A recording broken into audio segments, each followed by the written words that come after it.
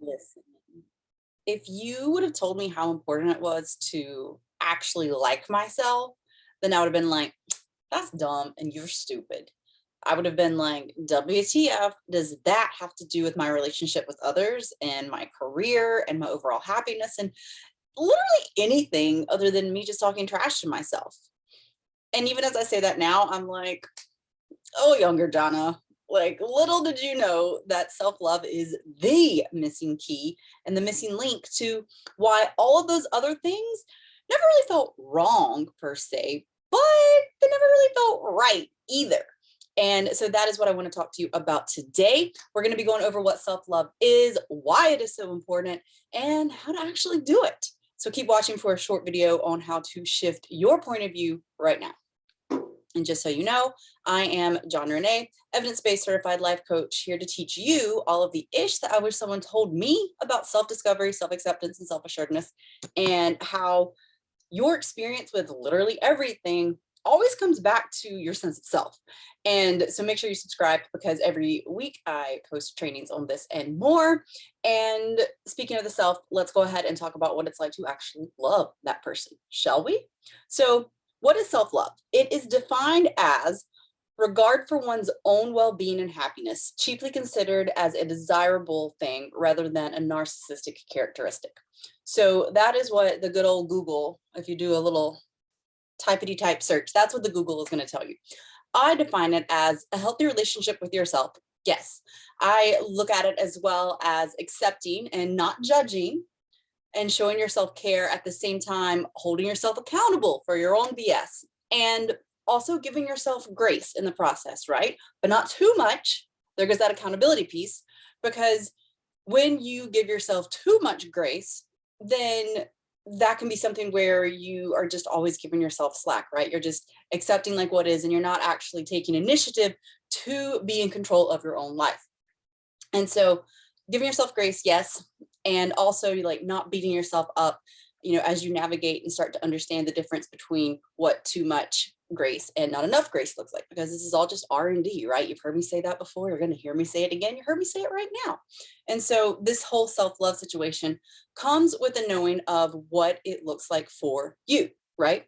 And it looks different for different people. So self-love can look like boundaries for some people. Like, yeah, no, I'm not going to do that. Or, hey, thanks for the invitation, but that's not really in alignment with where I'm at right now, or whatever verbiage is true to you. Both are boundaries.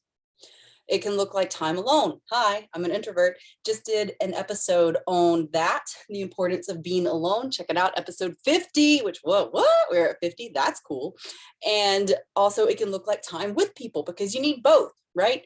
You need to spend time alone, and you also need to spend time with. And again, that R&D comes into play with figuring out what's the right balance for you, and the grace in allowing yourself to know that, hey, it might be different depending on what's happening in my life and like what's going on and how I'm feeling in the moment.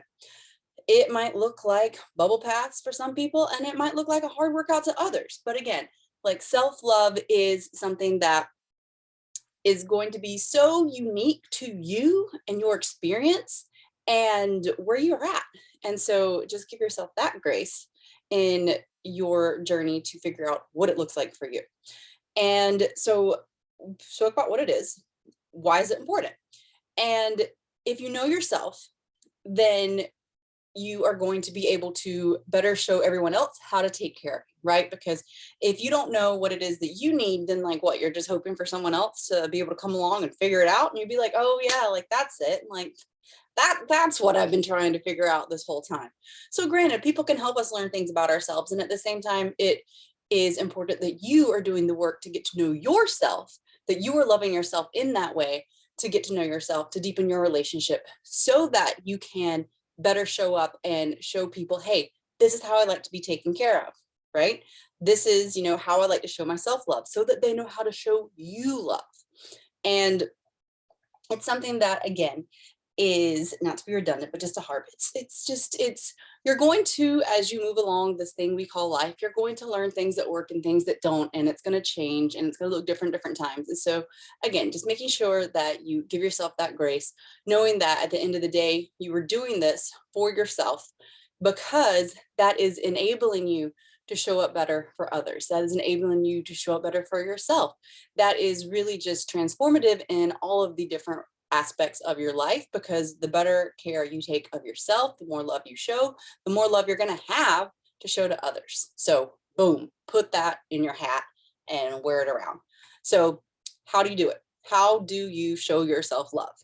And going back to, this is going to look unique for everyone.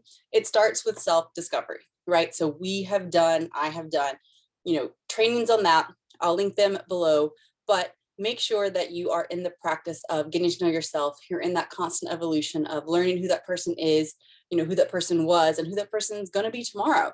And so it's not that, I'm going to spend a lot of time on this part of it, but I do just want to say that, and I spoke about this in the first training, self-discovery is messy, right? It is uncomfortable, and make sure that you are fully prepared to dive into identifying that sense of self and like figuring out who you are by knowing what your self-regulation techniques are, right? And so I talk about that in the first video that I'm going to link below, self-discovery part 1.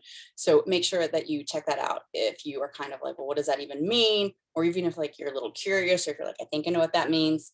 It's a good one. It's a good one.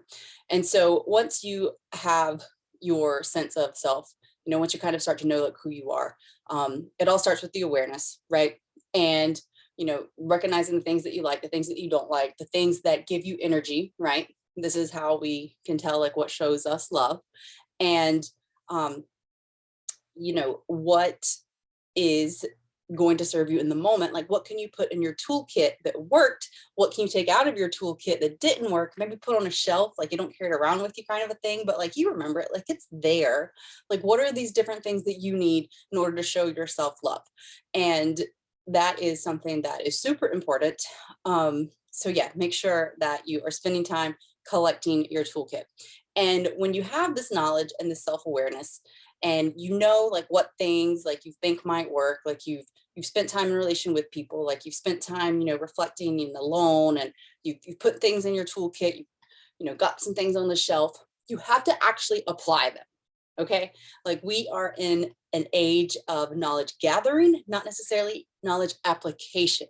And so whenever you know what these things are that you need to take care of yourself, you actually have to then do those things, which sounds obvious, but you would be surprised. And I mean, I feel, comment below if this is you, but I feel like we've all like made lists or set goals, and we've been like, yes, I'm going to do this thing. And then we don't actually do the thing. And again, that's your brain, habits, neural pathways.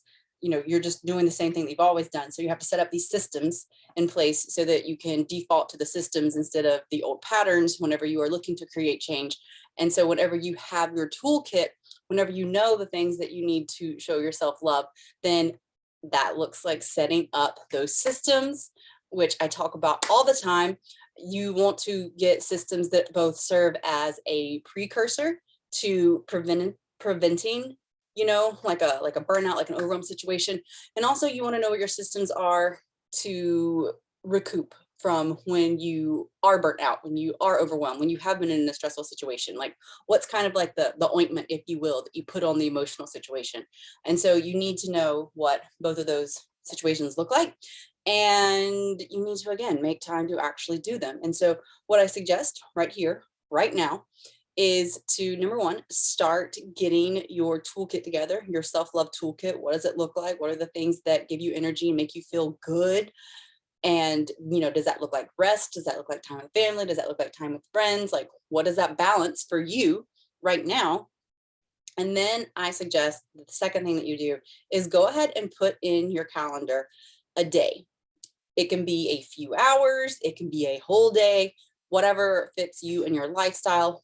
But take the time, put it in your calendar, like an appointment that you would have with your boss. If you hear coughing, that is my little furry child, who is now sneezing. But anyway, you go ahead and take whatever it is that your self-care things are, your self-love things are, and you put that in your calendar, whether that be, going down once a week, whether that be going down once a month, but go ahead, put it in your calendar, so that you have that appointment there. And so my invitation is to do those two things. Number one, start to create your self-love toolkit. Number two, to actually take a day or a time slot or something and put it in the calendar as an appointment. And take whatever, like I'm a fan of the Google Calendar, take whatever those things are that you have in your toolkit, put them in the description so okay, Sunday at 2 p.m. I am going to go do a workout by myself, or I'm going to go do a workout with friends. From there, I'm going to, eat my favorite food. And then after that, I'm going to take a shower and turn my phone off and not talk to anyone, to go to bed early. Maybe that looks like what your self-love, maybe that's your way of showing yourself self-love. That's just an example. But I mean, that sounds like a good Sunday to me. So whatever it is, your invitation from me to you is to commit to showing yourself some love today and marking it on your calendar. Like, the fact that you are marking it on your calendar to do it in the future is an act of showing yourself love, right? Because you are planning for yourself. You're making an appointment. You are making a commitment, as long as you, again, actually follow through, to actually show yourself some love. So that's it. That's all that I have for you today. Pretty short and sweet. I want to know how you're going to be showing yourself some love. So comment that below and let me know. Let me know what day you pick. I'm a Sunday kind of a person, so that's my day to show myself some love. But yeah, otherwise, I hope this is helpful, and I look forward to talking to you, and I hope you have an awesome day. See you soon. Bye.